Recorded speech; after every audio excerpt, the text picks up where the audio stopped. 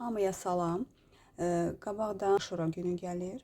Ona görə mən qərar aldım ki, bir hədiyyə bişirim. Bunun üçün bizə deməli buğda, qırmızı lobya, lərgə, qaragöz lobya, noxud, qarğıdalı və qara mərci. Bunların hamısını tərtəmiz yuyub belə ayrıca qablara qoyub istağa qoyuram. İlk növbədə ən gec pişən paxlaları qoyacağıq pişməyə. Bunlar hansılardır? Buğda, noxud və qarğıdalı.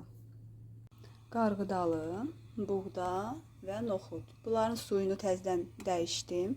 Qablarında dəyişdim və qoydum vamxodda pişməyə.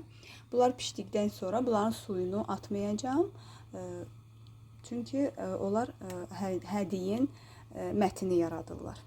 Deməli, buğda, noxud və qarğıdalı pişdi və onların suyu tam şəffafdır. Deyildiyim kimi onların suyunu mən atmıram və hamısını tökürəm bir böyük qazana. Axşamdan istağa qoymuş qırmızı lobyanı, qaragöz lobyanı və lərgəni qoydum bişir böyük qazana. Deməli, lərgə, qaragöz lobya və qırmızı lobya. Bunlar hamısı bişdi. Bu qırmızı lobyanın, qaragöz lobyanın və lərginin qara sularını atdım və təmiz halda əlavə etdim ümumi qazana. Qaldı qara mərcimiz. Onu da bişirib əlavə eləyəcəm bura. Ən sonda qara mərcimiz qalıb, çünki bu tez bişir. Bunun da suyunu dəyişdim, təzədən yudum və qoydum bişməyə. Qara mərcimiz də bişdi. İndi onun suyunu, qara suyunu atacağım və əlavə eləyəcəm ümumi böyük qazana. Qara mərci bişdi, onun qara suyunu atdım və əlavə elədim mərcini bu ümumi qazana.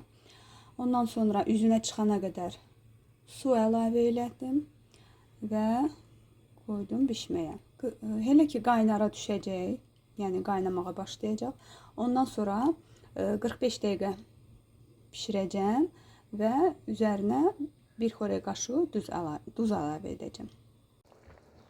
Deməli, hədiyyə qaynara düşdü. Bundan sonra mən 45 dəqiqə onu bişirdim. Üstünə bir xörək qaşığı duz əlavə elədim. Vaxtımız bitdi. Hədiyyə hazırdır. Allah qəbul eləsin.